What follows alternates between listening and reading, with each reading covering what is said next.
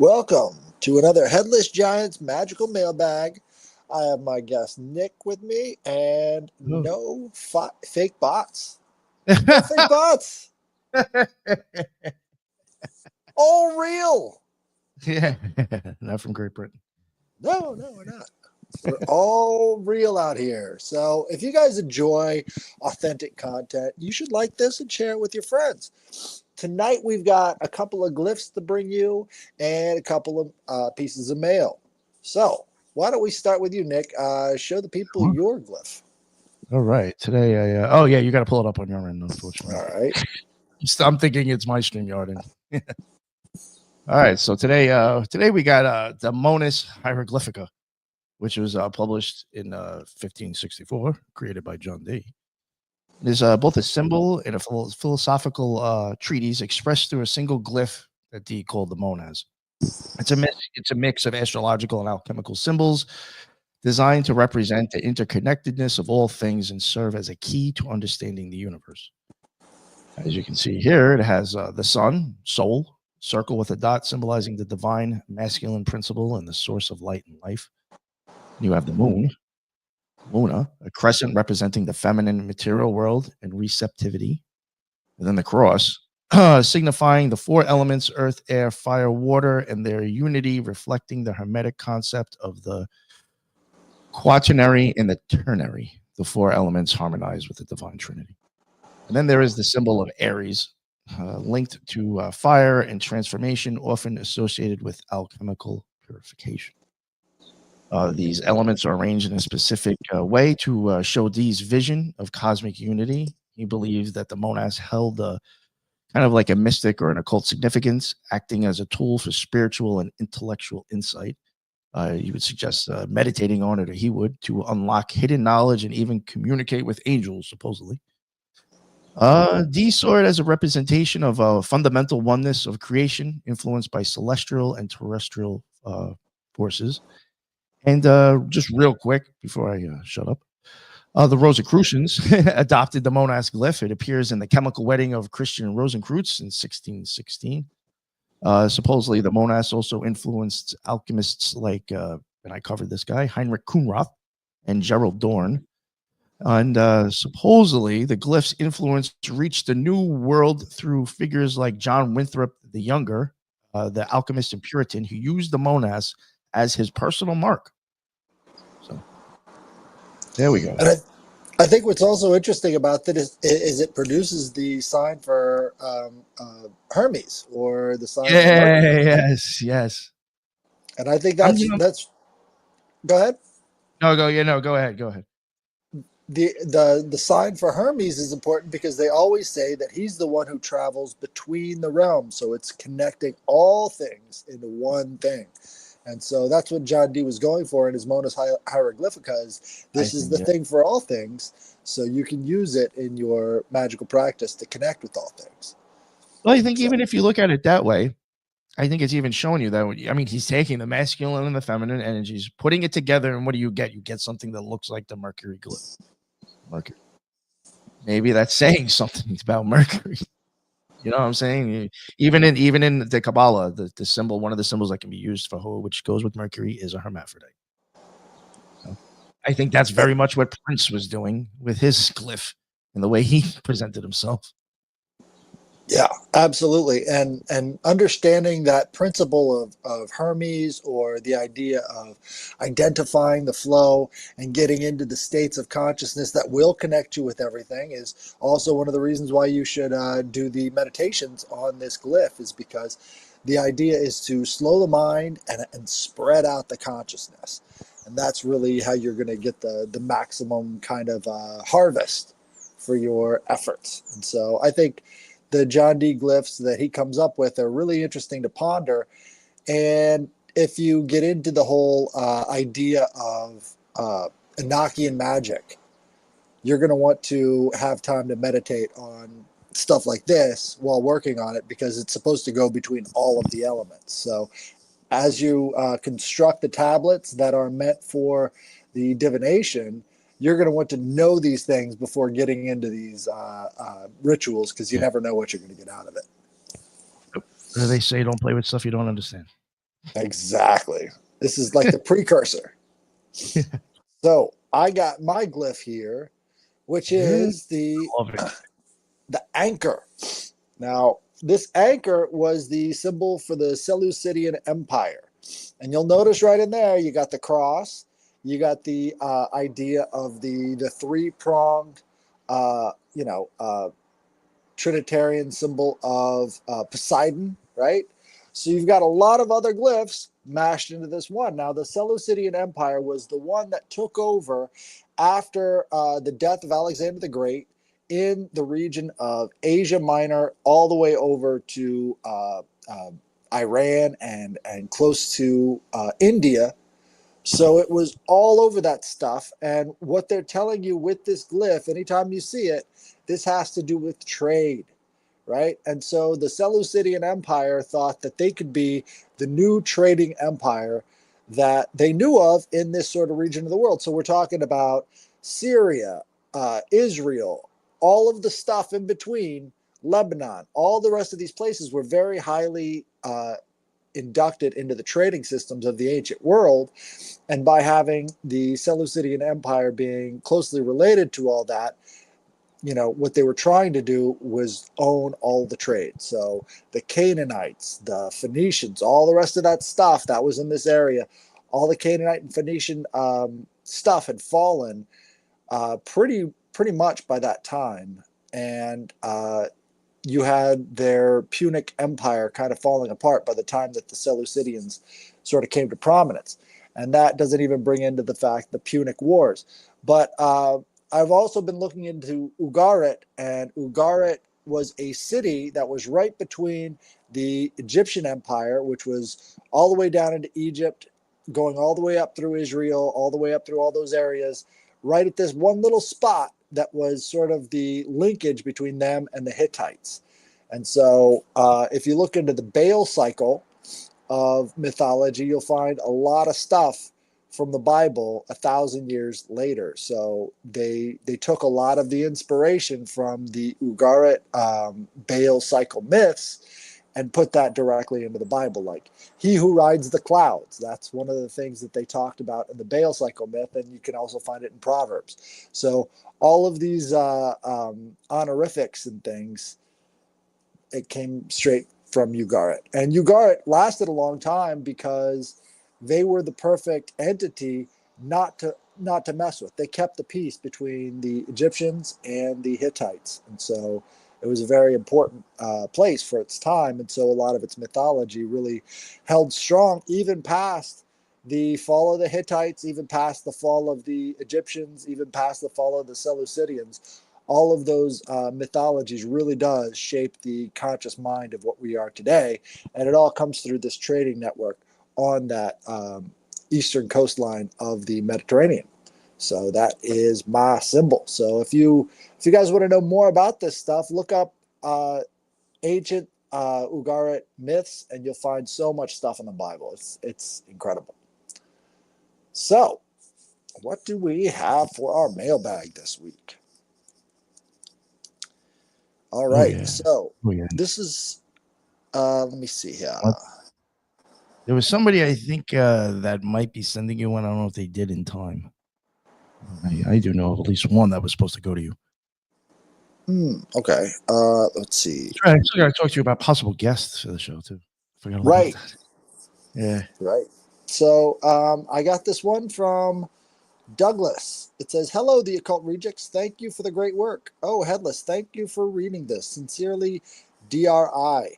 It would be my humble honor to tell you about my experience with the plasma orb beings, or whatever we are calling them these days. This is not only mystical or paranormal experience, so let me know if you want to know more. I would rather speak than write. This took me a long time to try and make readable.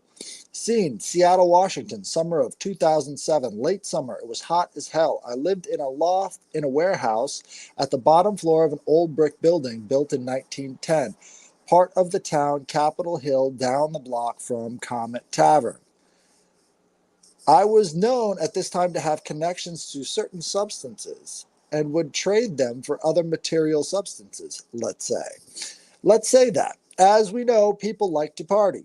Anyways, I say this only so that you can comprehend the position I was in, because I'm pretty sure it's universal when you have these types of things, people tend to hang out with you a lot more than if they were really your friends. A majority of people tend to turn out to be yes men when they want something.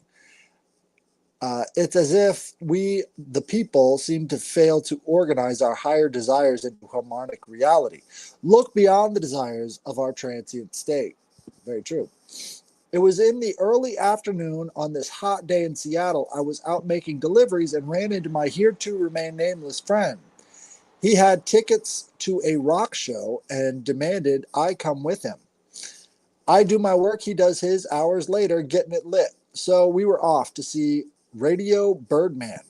This night and the following experiences changed my life forever.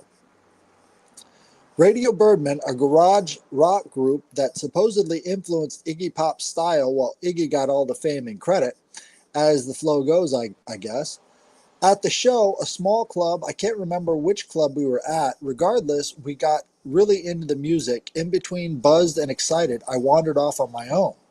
The musical performance actually giving rise in me to carefree dance. To say the least, merging with the crowd has always been awkward and foreign, as it is with all men. This was different. I gave in suddenly to dancing. I felt a shift in the energy in the room, as I've noticed at other shows in the past. When the crowd's water merges in adoration for whatever the focus of the gathering, but in this case, I saw a small point of light leave the guitarist's body, which began flying and spinning around. Eventually, it noticed me and came right over.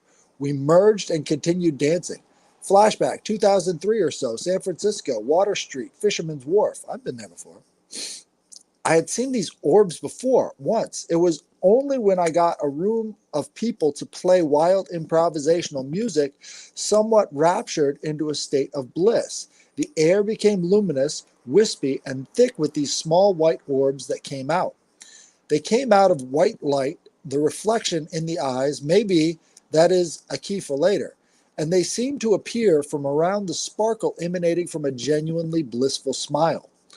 I took all of this in from the room and realized I was playing well, a determined a detriment to live music, always causing errors.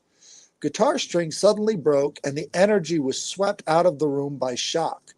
Orbs vanished, party moved on. Really didn't think too much of it, but it seemed obvious that they were attracted to blissful expressions of fun. This memory is why I assumed I wasn't disturbed by the idea of merging with the orb, but I'm pretty open to new things. Okay, back to Seattle.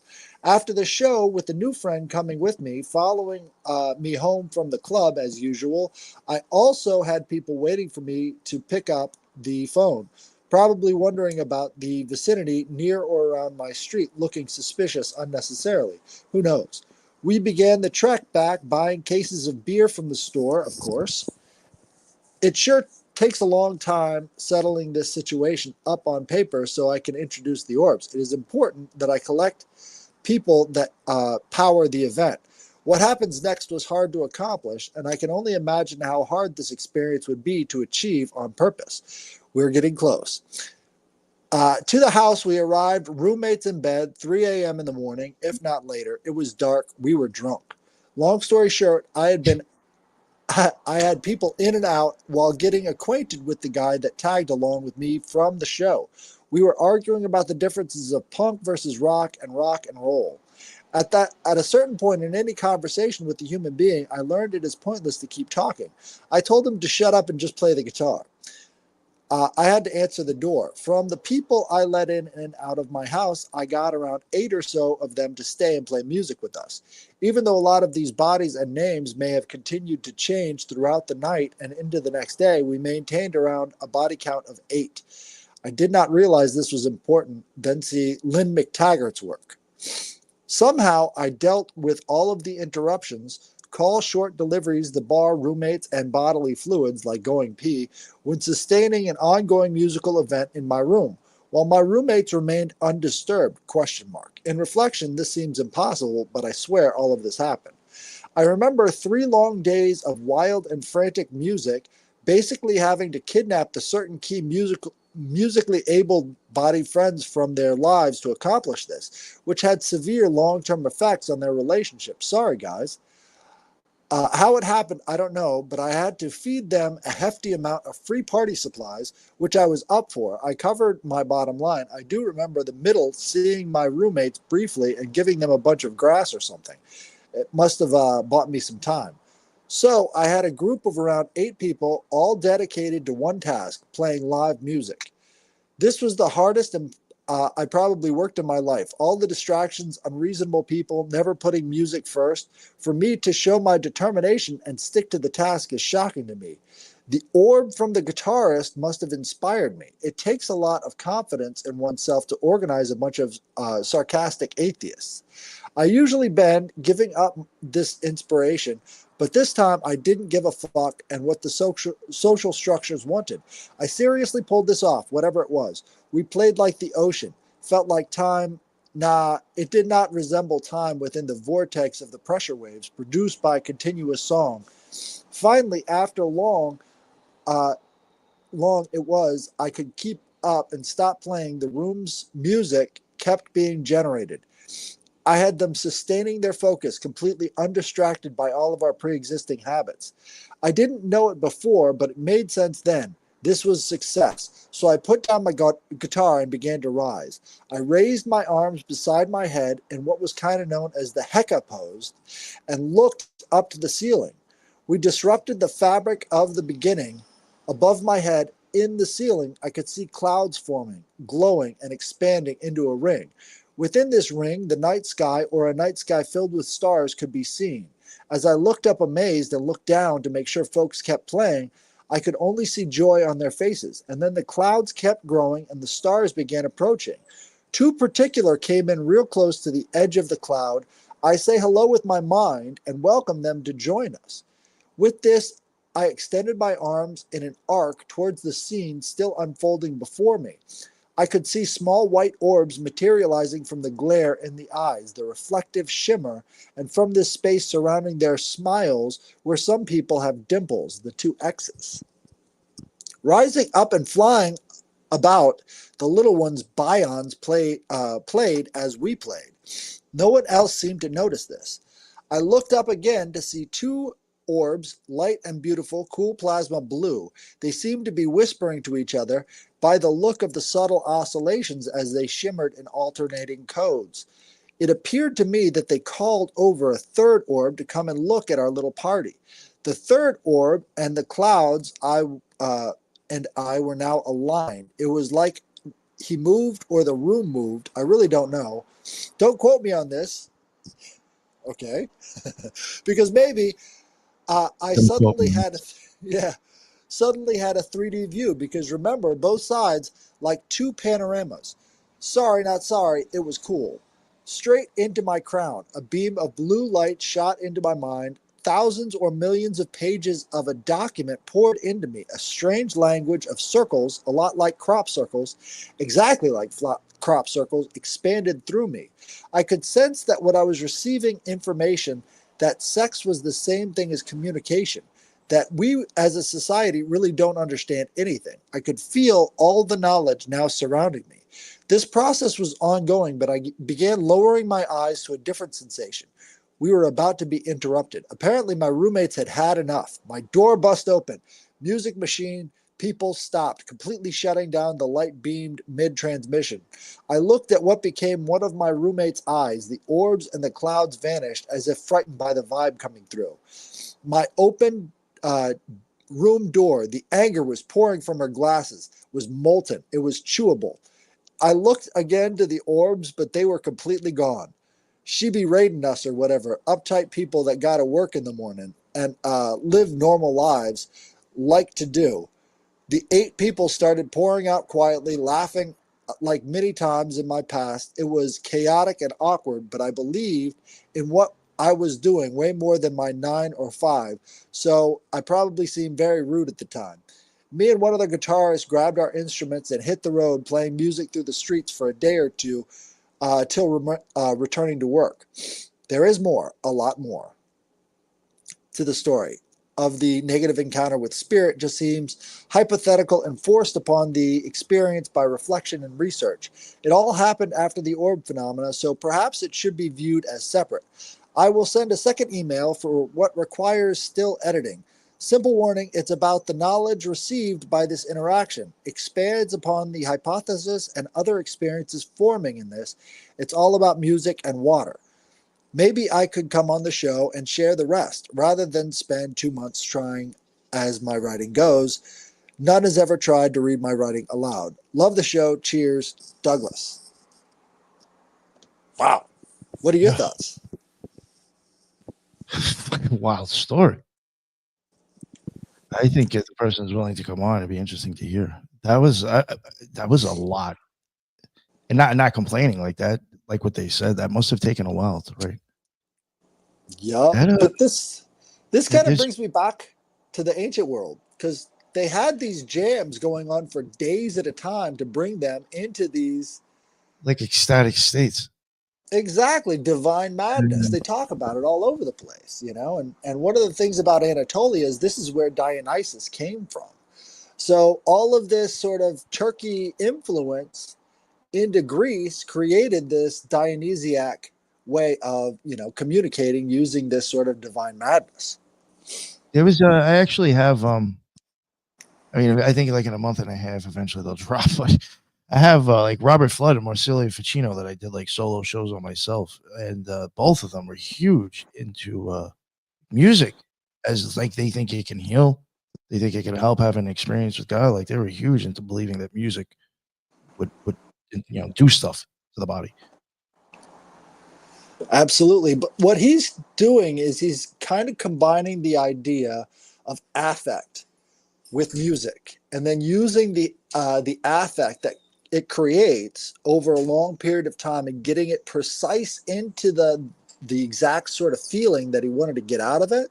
Because I think what a lot of people find when they're doing music is that sometimes the way people feel are influencing the music in ways that they probably don't, expect. Just wanted to say thank you, Donald Ferguson, for the $5. Thank you. So if they get into this groove, they have this affect and they're building upon it, it almost seems like they're opening up a portal to another way of viewing things, I think. Devotion. What are your thoughts, Nick? I know you've been to a few raves. Oh yeah, no, I mean, I find it interesting. I even find like just the fact that like you went like that.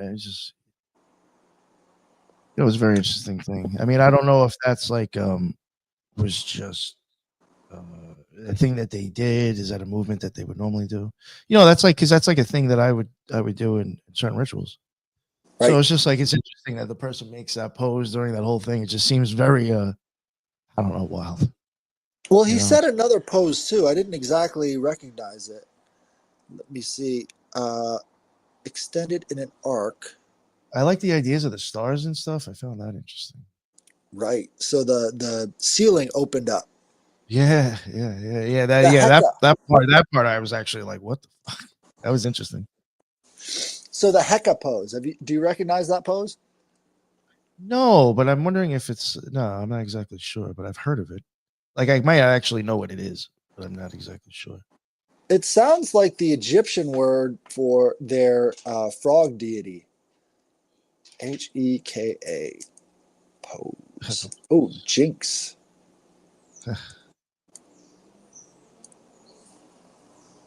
Okay, so it looks like it's like the silence. It's the finger to the mouth. That's right, the finger to the mouth. Silence. That's what I was getting. Like even that, like it just seems very,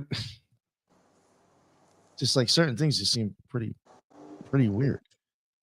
Like these are ritual poses. Right. That's the sign of silence. That's done in the same ritual where I said you go. That's the one. That's what he's doing. Yeah, it just seems very interesting that all of that is there with the situation going on in some form, somehow. You know what I'm saying? May not even been intentional. It's just interesting how these things, those body movements popped up in a situation like this. Right. And you've also got Oh, who's that guy? The one who had his discourses on colors and dance. He was bald, had the big old mustache. He came from like Russia, I believe. He ran away from the communists. God, what's his name? I should know his name. It's the one that the cult out in San Francisco with the wine and the delivery to Oh the God! people. What's his Oh name? man, that guy. Oh God, that What's his creep. name? Guy from the Well, Fellowship of Friends. I can't remember his name though. right, but it was based off of the work of Oh, Gurdjieff. Yes, yes, Gurdjieff. Gurdjieff. There we go. Yes, Yeah, yes. Gurdjieff was He all was about huge this. with music too. Yeah. Right. It sounds like a very Gurdjieffian experience. So if you're watching this, Douglas, look into Gurdjieff because he was all about that sort of stuff. If you want to have a repeat experience, and the Gurdjieff method leads a lot of people to understanding things that they shouldn't. It's just like this repetition, the idea of this dancing and using the mental states that come from that are very powerful in sort of expanding the understanding. So using that Gurdjieff method is really powerful in those regards. And there's a reason why all of the stuff from Gurdjieff keeps being used over and over again. Yeah, there was Definitely even sounds like. Go ahead. I don't know if this is part of it, but there's a cult I was going to cover eventually. Valley of the Dawn, I think it's called. And I actually have a clip with Abramovich there. And I know this cult was also big with like performances, I think, too, and music and sound and shit. And she had said that she thought that there was like she was just labeling different type of symbolism in occultism or ideas that she sees blended in there. And she did mention Gurdjieff. So I Right. wonder if it has anything to do with the music. Well, if you're going to organize something like that, maybe do it away from your roommates and do it with a bunch of people who are into it. Yeah. Probably won't have to go for days to get the same reaction. Yeah. But I think having sort of like, have you ever heard of the cone of power ritual? The Wiccans would do this to sort of make the. Yes, yes, yes, yes, yes. A lot of magicians and witches will use music and play their role as like a way to raise the power. That is a Right. common thing, Right. especially if you're doing like something martial. Definitely gonna want some like tribal beats going. And I think the 8 is also an important factor here too, because that's how you're getting the complete circle, the octave, right? Yeah, I like it, Yeah. man. I like So yeah, that's all I got for today. I thought I had another one, but that was actually from a different. Oh wow, damn, okay, all right. Yeah, that was from a scheduled interview I got coming up on the 29th. Oh well, So that was long enough for two. right, Anyway. right, No, that was indeed. good. So You either like another one or get the person on. right, I'd love to have him on. This would be great. I mean, I think I think there needs to be a kind of a mechanic course, right? So if you're designing rituals, if you're trying to do these things, you should have like a trained professional that gets in there, gets people in their positions, and says, "All right, now go." Because far too often, if you don't have the right mindset, if you don't have the right guy directing, you're not going to have a good experience. Like this guy, he had to direct all these people for days doing a jam band, and probably wouldn't have taken so long if you'd had the right commitment and the right mechanic doing the placement. Mm. But that has a lot to do with everything else that can get in the way of ritual. You've got to have your dark side under lock. You're not going to want to have people who have this extreme paranoia associated with all these drugs and everything that you're slipping out to everybody. And you're probably not going to want to have the burning rage of your roommates. Just FYI. Is music coercion? I believe in some cases, yeah, music can be used as a coercive influence. That's why I said it can. I think it can be if you want it to be. Right. Yeah. But I mean, all maybe it these, is regardless. I don't know. Who knows? as our friend Ricardo was saying, if you were to take the experience of a rave and then give that to a shaman, he'd be like, "You're lucky you made it out with your head on your shoulders," because Yeah, no. Especially with all the drugs you just took. right, Well, it was you take, if you wanted to. you take all these drugs and you sit around or you dance around until all the spirits can possess you. kind of You crazy. But probably I think dehydrate yourself just as much as like one of those things that they go into that people pass out in. I forgot the name. right, Molly's going to dehydrate the fuck out of you too. So Yeah. that's why they charge you know what, like $15 for a water bottle at these events. But you know, you got to Yeah. look out. You don't want that GHB in there. But I think yeah, this is a good event. I'll email him back and see if we can get him on the show again. But if you got anything else, anything to promote, I think now would be a good time to do that. No, let me see what I have. What we have coming out next week. I don't know. I don't really have anything to pro. Oh, we do have some Sumerian deities. You were on that. We got that. Ed, you were on. I think. Were you on the Coral Castle one too? I was, yeah. All right, so the next two shows next week, Wednesday and Friday, we got me and we got Headless Giant, and we got other people joining us. But we got Sumerian deities, which I thought actually was an amazing show with Grey Pill Podcast. I think we do have something set up with him already to cover something else together. And then we have the Coral Castle with the Library of the Untold. Fucking awesome dude. Amazing fucking channel. I was amazed that the guy even came on the fucking show with us. It was a bunch of us together. Had a really good time talking about Coral Castle. Fucking Robbie Marks, lucky motherfucker, was there just a few days ago, sending pictures to us, putting them up on Twitter. Went to Coral Castle. Good for him. But yeah, we got those two shows dropping next week. I think they're very, very good shows, actually. So keep an eye out for that. And if you guys live in the Florida area and you do play instruments and you're okay with some light trespassing, maybe we can all go to the Coral Castle and open up a portal ourselves. Maybe we'll try to do that at Mountain Pilot. Oh, that's what I'm talking about. I forgot all about that. I still got to fill out paperwork. Fuck. I've been so stuck in notes for podcasting. I totally forgot about that shit. But yeah. That could be something that, who knows, that might happen too. Man, I mean, see, that's the thing. People very rarely introduce like formal magic into their paranormal research because they're like, oh, that's just people doing stuff. It's like, well, yeah, but that's how these things are coming through. It's through your perception and your ability to, you know, connect with them. So why aren't we doing that? I mean, this is what all the ancient oracles were all about. Is this very thing right here that we're talking about. I even think like you put it this way, not to bring him up again, but like even the stuff that Ricardo looks at, I think like if you're looking at that, I think that can explain to a certain extent why people think magic even exists. Like this is the explanation for the weird shit you don't understand. Right. You know, it's just, I think there is some of that there. So it all has to do with frequency.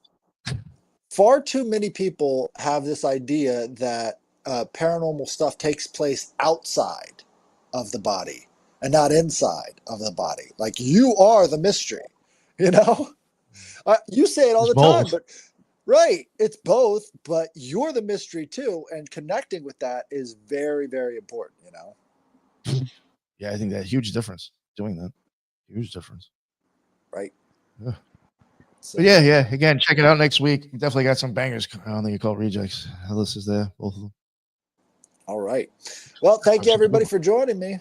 And we're at 33 minutes, so that that's the time to eat. All right. We'll see you again next time. Bye, everybody.